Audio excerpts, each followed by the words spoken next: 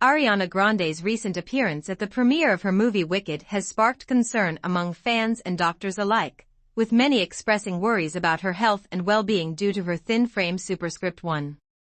Grande, who plays the role of Glinda in the movie, has been open about her struggles with mental health and body image in the past. Despite the concerns, Grande has not publicly addressed the recent comments about her appearance.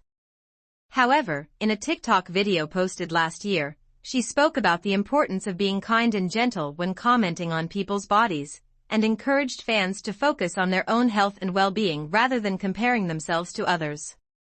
Grande's role in Wicked has been highly anticipated, and the movie is set to release on November 22nd. The film is an adaptation of the popular Broadway musical, and also stars Cynthia Erivo as Elphaba. Ariana Grande's recent appearance at the premiere of her movie Wicked has sparked concern among fans and doctors alike.